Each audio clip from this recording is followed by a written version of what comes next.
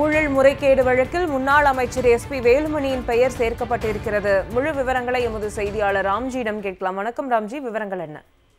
முந்தைய அதிமுக ஆட்சி காலத்துல சென்னை, கோவை மாநகராட்சியில பல்வேறு பணிகளுக்கு ஒப்பந்தங்கள் வழங்கியதுல 98 கோடியே 25 லட்சம் ரூபாய் அளவுக்கு முறைகேடு நடந்ததாக அப்போதைய உள்ளாட்சித்துறை அமைச்சராக இருந்த எஸ்பி வேலுமணி உள்ளிட்டோருக்கு எதிராக லஞ்ச ஒழிப்புத்துறை வழக்கு பதிவு செய்தது.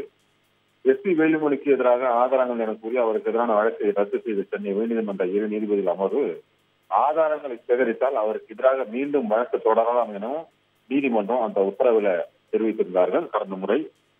இந்த பின்னணியில ஒப்பந்த முறைகேடு தொடர்பாக அரசு அதிகாரிகள் தனியார் நிறுவனருக்கு எதிரான வழக்கில குற்றப்பத்திரிகை தாக்கல் செய்ய பிறப்பித்த உத்தரவை அமுல்படுத்தவில்லை என சுகாதார அறப்போர் இயக்கம் சார்பாக தாக்கல் செய்யப்பட்ட நீதிமன்ற அவமதிப்பு வழக்கு.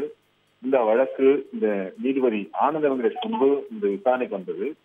அப்போது லஞ்ச ஒழிப்புத்துறை சார்பில் தாக்கல் செய்யப்பட்ட கூடுதல் மனுவில் முன்னாள் அமைச்சர் எஸ்பி வேலுமணிக்கு எதிராக ஆதாரங்கள் சேகரித்துள்ளதாகவும் அவர் மீது வழக்கு தொடர சபாநாயகர் அப்பாவு கடந்த 2024ஆம் ஆண்டு பிப்ரவரி 12ஆம் தேதி அனுமதி அளித்துள்ளதாக தெரிவிக்கப்பட்டுள்ளது. மேலும் IAS அதிகாரிகளான AS கந்தசாமி மற்றும் K விஜயா கார்த்திகேயன் ஆகியோருக்கு எதிராக வழக்கு தொடர ஒன்றிய அரசு இன்னும் அனுமதி அளிக்கவில்லை எனவும் அதில் தெரிவிக்கப்பட்டது.